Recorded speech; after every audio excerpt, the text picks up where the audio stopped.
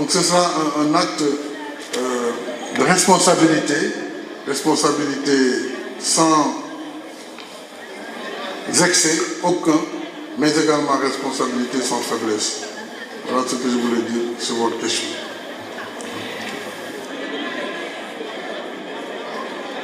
Thank you.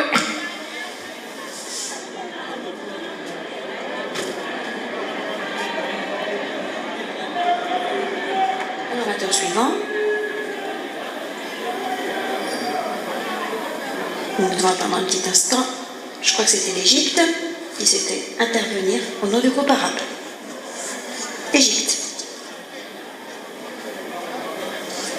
Je vous remercie, Madame la Présidente. J'ai l'honneur de prononcer cette déclaration au nom du groupe arabe. Le groupe arabe se félicite de la participation à ce dialogue de M. Macky Sall. Le groupe arabe est tout à fait disposé à coopérer avec le prochain secrétaire général pour contribuer à renforcer le rôle des Nations Unies, afin de consolider le respect de la charte et de renforcer le développement durable, la paix et la sécurité.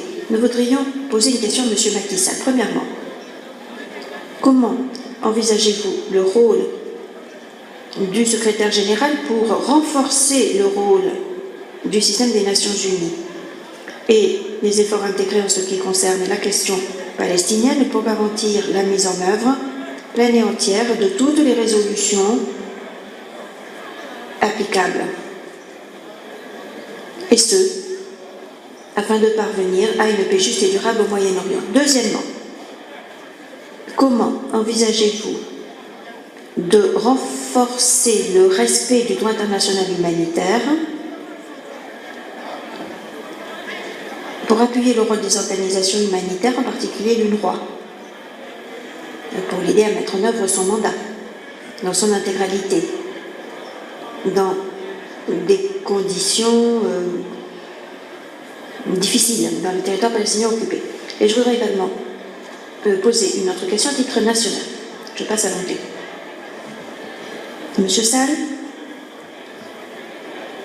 dans votre réponse au Mali, qui s'est exprimé au nom du groupe africain, vous avez fait référence au fléau du terrorisme, qui inflige actuellement des dégâts et des souffrances en Afrique, notamment dans le Sahel et dans l'Afrique occidentale.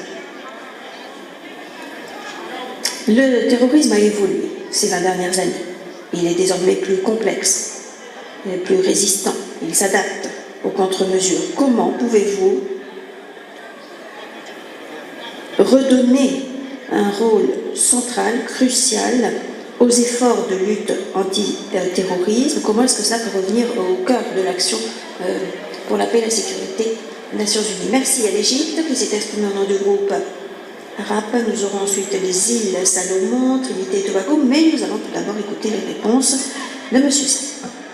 Merci beaucoup, monsieur le représentant de l'Égypte, Choukran Saïd Safir. Merci pour vos questions au nom du groupe arabe. Oui, le rôle du secrétaire général, je vois qu'il revient toujours. Ce rôle, je pense, réinventé, va être pour la garantie pour que l'organisation retrouve sa place autour de la table globale. Ce qui devrait être le cas, toujours.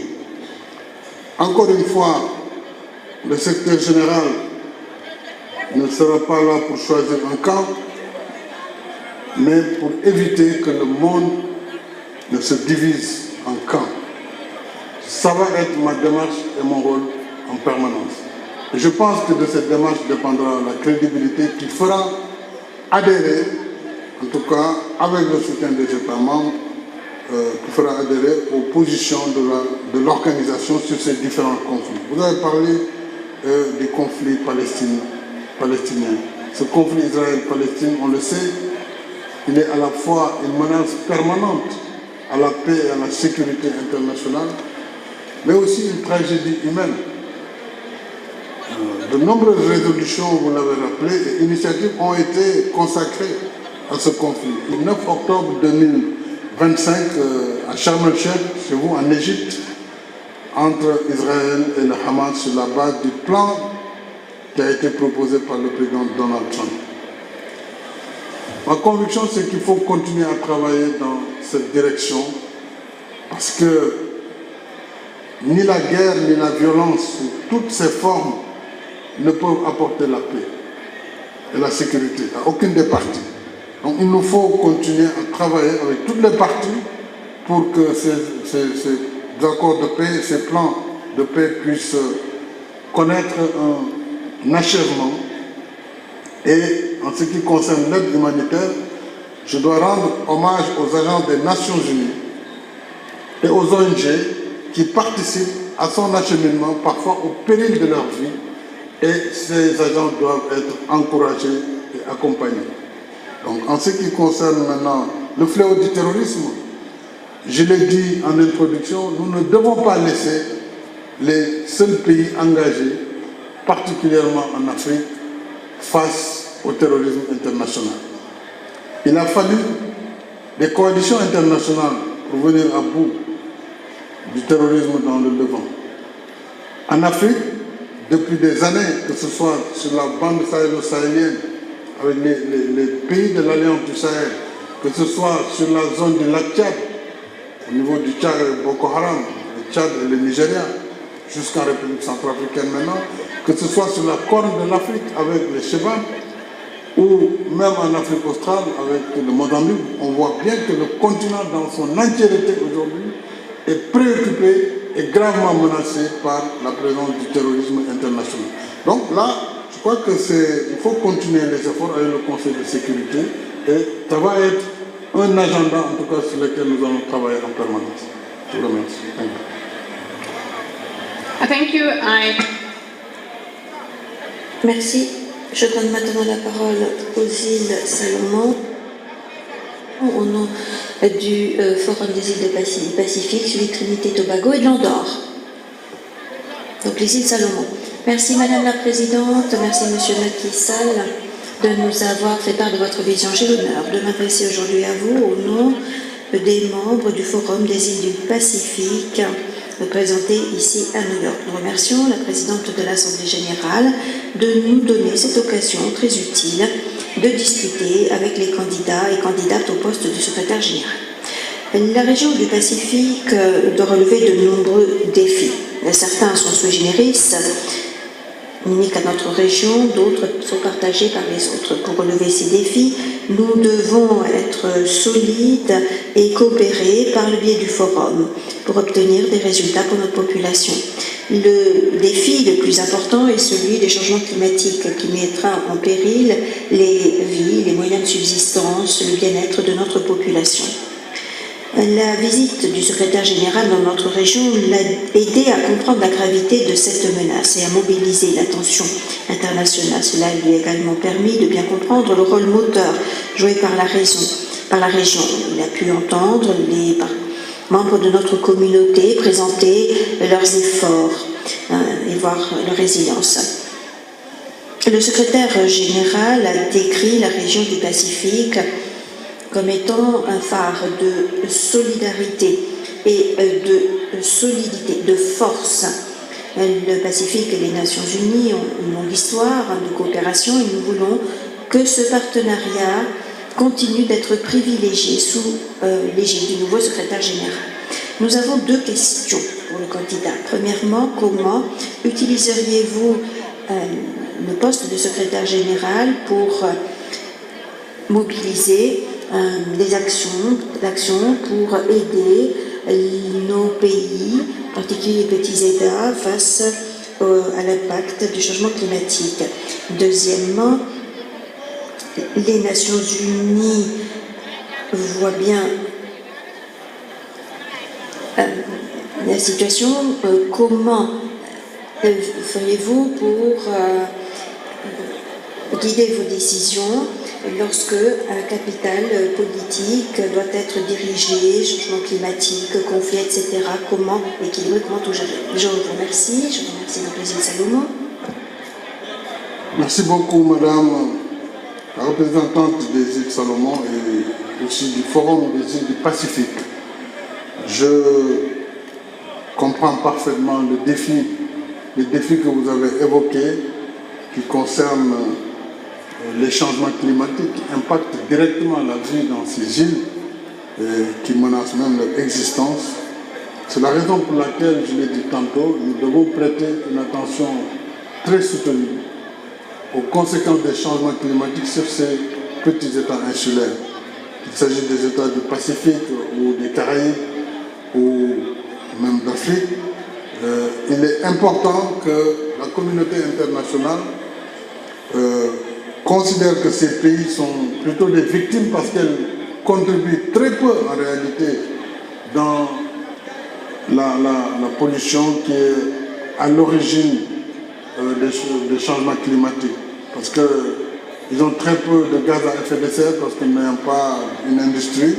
Donc on doit pouvoir, par la solidarité internationale, accompagner l'action de ces îles du Pacifique et de façon globale des États insulaires pour que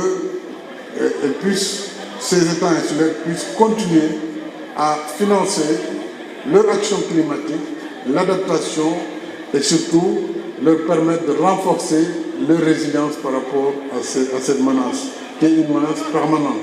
On le voit à travers les tempêtes tropicales, à travers les hurricanes et toutes ces conséquences qui sont vécues par ces pays et qui parfois détruisent des décennies d'efforts de développement. Donc soyez rassurés que nous prêterons une attention particulière et que la réforme qui est engagée ne sera pas normalement au détriment de ces préoccupations de développement et surtout du financement de l'action climatique. Je vais vous répondre sur votre question. Thank you. Je vous remercie. Je donne maintenant la parole au représentant de Trinité et Tobago au nom de la communauté des Caraïbes. Ensuite, nous aurons l'Andorre et la prochaine organisation de la société civile. Je vous remercie, Madame la Présidente. Je vous exprime au nom des 14 États membres de la CARICOM, la communauté des Caraïbes. Je remercie également M. Sall de proposer ses services à la communauté internationale. Merci de nous avoir présenté votre vision stratégique. En ce qui concerne les questions thématiques, leadership, compétences, etc., Lara Machod, sa secrétaire générale, a dit un jour, ce ne sont pas les grandes puissances qui ont besoin des Nations Unies pour leur protection, ce sont toutes les autres. Et à cet égard, l'organisation est d'abord et avant tout leur organisation. Et je suis convaincue de la sagesse avec laquelle l'organisation sera utilisée. Et durant tout mon mandat, je serai le serviteur de l'organisation dans l'intérêt de toutes ces autres nations, tant qu'elles voudront que je le fasse. Fin de citation. Si vous êtes élu secrétaire général, et les îles Salomon et les Palaos ont posé la même question, je vous invite à être précis dans votre réponse. Comment envisagez-vous le rôle des petits États dans le système des Nations Unies et quelles mesures concrètes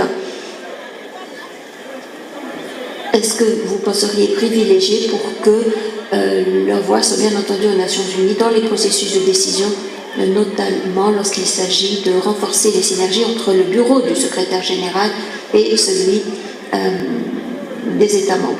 Et je comprends bien que le premier pour la tâche, si je puis dire, avec les États membres, ce serait les missions diplomatiques à New York. Et deuxièmement, quelles sont les réformes qui vous paraissent nécessaires pour que l'architecture des Nations Unies reflète les réalités mondiales actuelles sans saper sa capacité d'agir? Et comment améliorerez-vous la mise en œuvre des mandats de l'Assemblée générale et comment améliorer la coordination entre le bureau du secrétaire général, le comité spécial des opérations de paix, le Conseil de sécurité et les pays fournisseurs de contingents?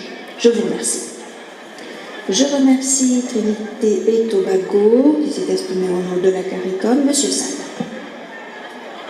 Merci beaucoup, M. le représentant de Trinidad et Tobago. D'abord, je voudrais saluer l'action de votre pays qui a été à l'origine de la création de la Cour pénale internationale. Ce n'est pas parce qu'on est un petit pays qu'on n'a pas de grandes idées. Je voudrais donc saluer cette action. En ce qui concerne le rôle, enfin la répartition géographique, elle revient. Je pense avoir dit que j'en ferai une préoccupation majeure, puisque je sais que c'est une grande préoccupation pour les États membres. Il est clair que le bureau du secrétaire général devra aussi refléter la réalité du monde d'aujourd'hui, tout comme d'ailleurs le Conseil de sécurité devrait représenter la réalité du monde d'aujourd'hui. Tantôt, je n'ai pas eu assez de temps pour répondre à la question du Mali sur également la position africaine par rapport à la réforme du Conseil de sécurité. J'ai défendu cette position dans une autre vie en tant que président de mon pays, c'était le respect du consensus d'Iselmeni. En tant que secrétaire général, mon rôle, c'est d'accompagner une réforme consensuelle et de faire en sorte que l'organisation, son Conseil de sécurité en particulier, soit le reflet du monde d'aujourd'hui, du XXIe siècle. Bien sûr, cette réforme n'est pas simple, parce qu'on le voit bien, depuis près de 30 ans, le sujet est sur la table. Mais il faut essayer de faire avancer l'agenda par consensus, tout en gardant à l'esprit la nécessité de préserver l'efficacité du Conseil de sécurité, de préserver également la crédibilité, parce qu'il faut que le Conseil aussi soit conforme à ce que le monde d'aujourd'hui est. Donc, il faut, oui, aller vers la réforme, mais il faut y aller prudemment et de façon consensuelle. Le secrétaire général travaillera dans cette perspective. En ce qui concerne maintenant le rôle des petits États, croyez-moi, je vous l'ai dit, j'entends bien ce cri de cœur et nous veillerons à ce qu'il y ait davantage d'équité sur les responsabilités et je demanderai d'ailleurs aux pays membres qui devront proposer des postes, pour chaque poste de proposer une femme et un homme, de sorte que le secrétaire général pourra plus facilement travailler sur la balance du genre, mais aussi tiendra compte de la réalité géographique de chaque État membre. Thank you. I now give... Merci. Je donne la parole à Londor au nom du groupe des ambassadeurs de la francophonie, ensuite la société civile.